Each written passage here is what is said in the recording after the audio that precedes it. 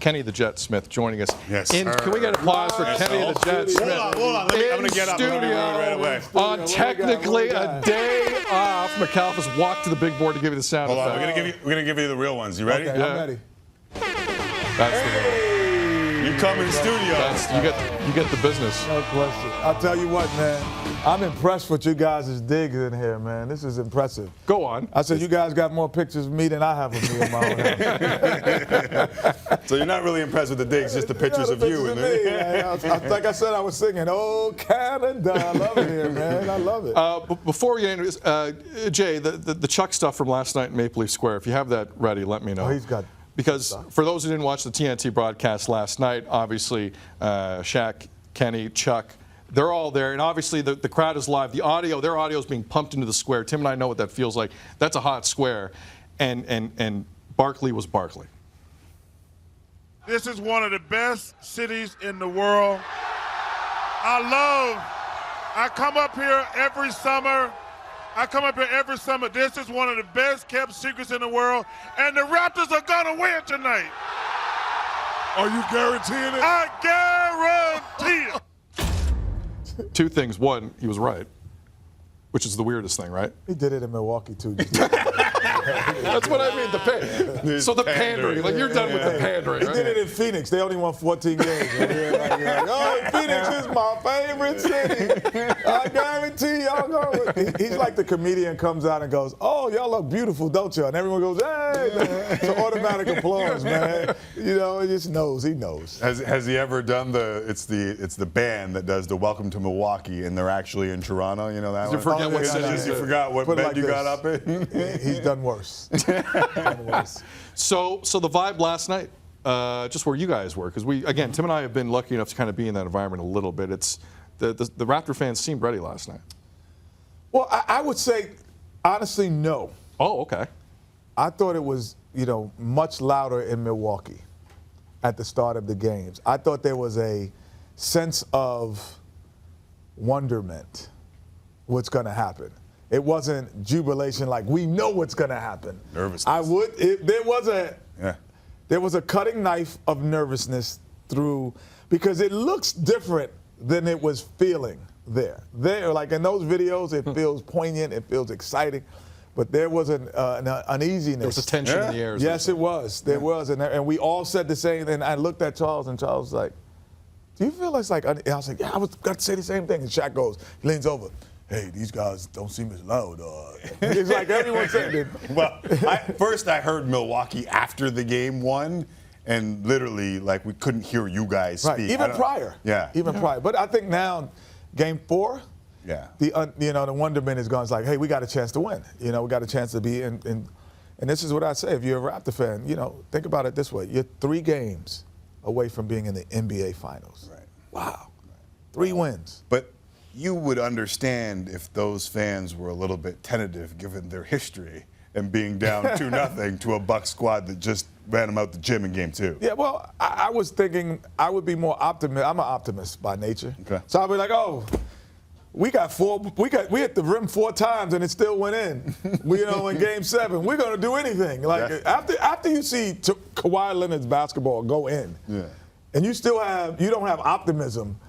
You are the most pessimistic person in the world, because that shot should not have gone in. Let's start there. Yeah. And the way it went in, I would believe anything if I'm a Raptor fan now.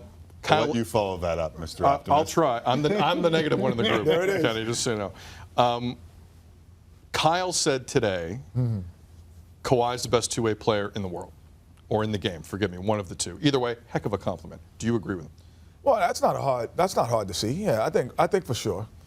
His ability to, you look at the guys that he's facing in the last 2 series, Ben Simmons and now Giannis, he's 2 out of 3 games have really held Giannis in check in certain points.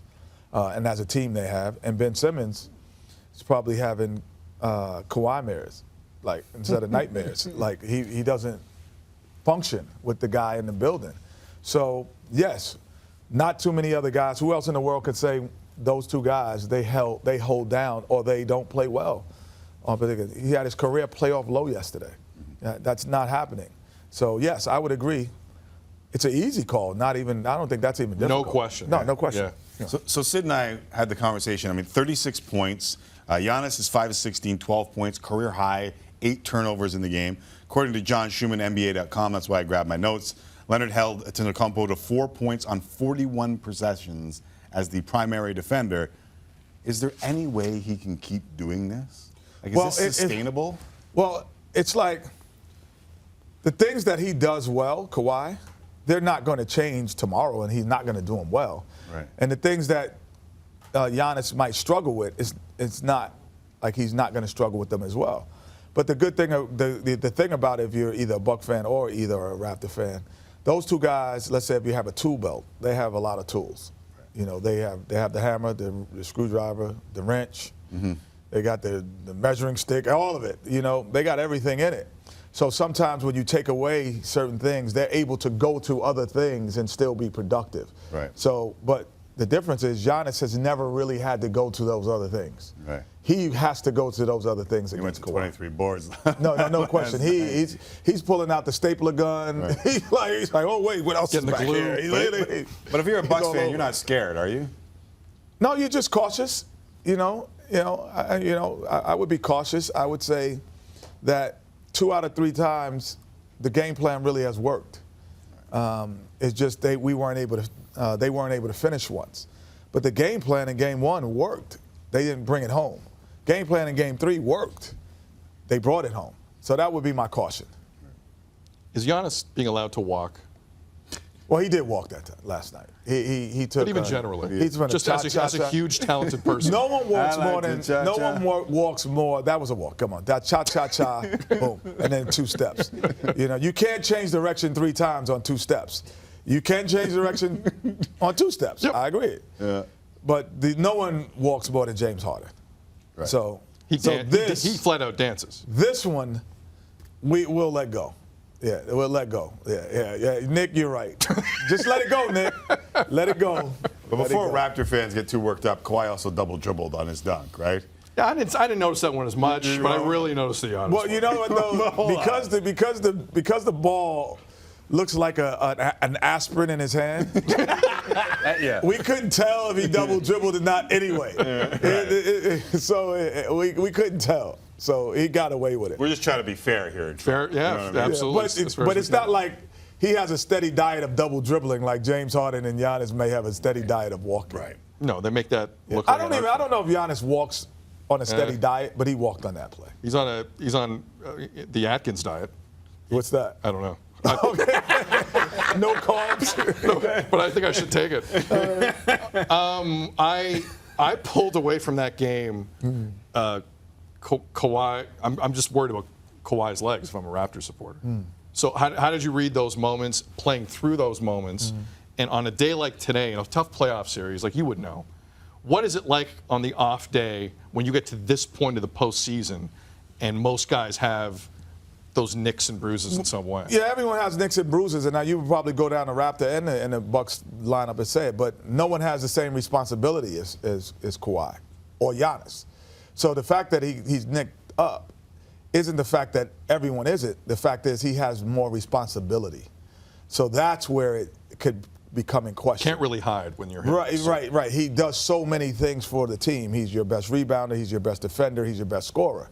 So, and at times he's your best passer. So all of a sudden his responsibility, when you're nicked up, you take something, you're like, okay, you go guard him for a while. All right, you score for a while. All right, you know what, I won't become the creator for a while.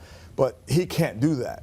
So that's why he can't hide his injury as easily as if Kyle Lowry was hurt. You know, he would be able to hide it a little bit better. He can't hide it. Can't all be bleeps and giggles here. So you brought up Kyle Lowry, and I got to ask you a tough question. And I have the hairline that suggests I remember Kenny Smith as a very cerebral basketball player in the NBA. All right. At North Carolina. And can you foul out with 6 minutes left in the game as the floor general when your backup hasn't hit a field goal?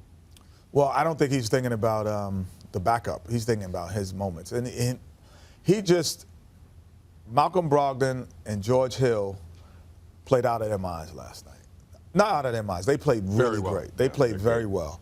And they took advantage of him last night. But Kyle Lowry has taken advantage of them probably in his career at times too. So, no, I don't think that it's out of the question. If Kawhi Leonard fouled out, I would say, wow, you didn't think about that? But Kyle is in a position now where he just can keep playing through stuff. He doesn't have to worry about my position on the floor.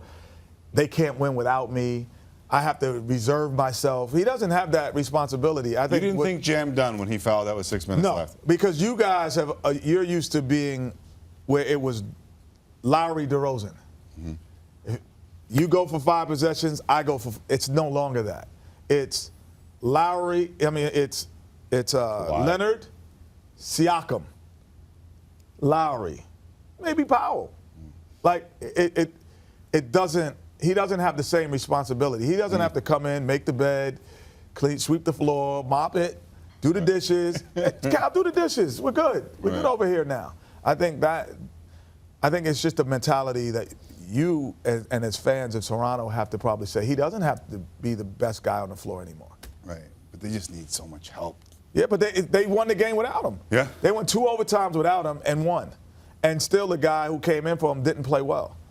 So that position doesn't merit the responsibility anymore. This moment for My high school coach would have slapped my hand for sure. You're the point guard. You can't foul out. No, you got to. Hey, listen. Do that if Kawhi does it. Right. Yeah. All right. your show, some of your coworkers on that show, Kyle's come under some criticism.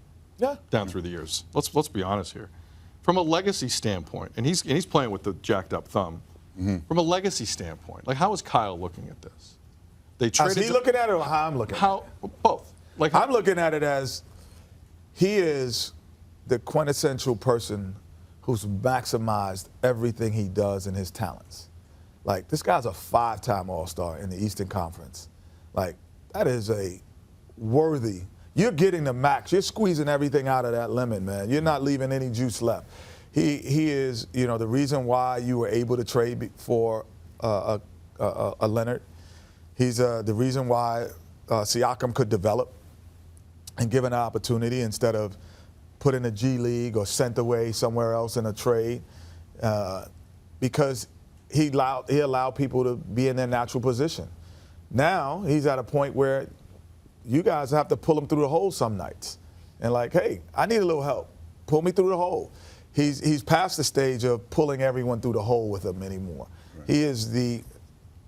I think he's the single most important Raptor other than Vince Carter and DeRozan, in the history of the game. Without him, you guys would not be able to attract or nurture or develop what you guys develop. Mm-hmm. As you're saying that, all I can think about is, will Kawhi ever get to that point? Do you have any gut feeling on whether or not he will stay? I don't know what he's going to do and where his mindset is. But I said this the other night. You live in L.A., don't you? He came. Yeah. I know where they want him. But he became a Raptor after Game 7. I said that the other day. Yeah. That shot made him a Raptor. Otherwise, he was just a guy who was playing on your team. And if he left, you'd be like, okay, he played here and he left. He's in the Toronto Raptor history now. He's a Raptor. So if he leaves, he's leaving the Raptors, which is a little bit different. It's kind of like you date a girl, and then you meet her parents. You leave now. And once you meet the parents, it's like you can leave. Yeah. You know what I mean? I met the parents. He met Larry, Bell, and Rodgers. He met the parents with that shot. Yeah. Right. So now I'm not just leaving, but now I've seen people leave. Yeah. But it's a little different. You got to look the dad in the eye now. You got to look the dad in the eye now. You didn't have to look. You didn't have to look Masai in the eye. You didn't have to look Nick Nurse in the eye. You didn't have to look the teammates in the eye if you left before. Right. Now he's got to get on the phone and be like, guys, I might leave. The way I'm looking at last night, though, everything he fought through. If you're about a business decision at this point, he would have sat out. Yeah. Right? Yeah, he would have sat out. That didn't look like a guy to me that's leaving. That's a love, peace, and hair grease moment. Yeah. Am I wrong in saying that? We don't know. We don't know. I don't think he's thinking of that in that moment as a player, just as a former player or as a competitor. I don't think he's saying, well, man, if I'm going to be here, so I'm going to be in this game. I think that I have a car, right? And I wax it. I put Armor All on the tires.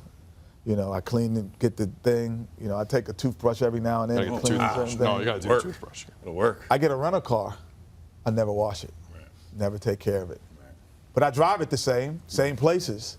It's a rental car. But the love isn't there. He wasn't in a rental car last night. And you're not even conscious. You're not consciously making a decision to treat your rental car bad. It's just like, it's not your car. Right. He wasn't in a rental car last night.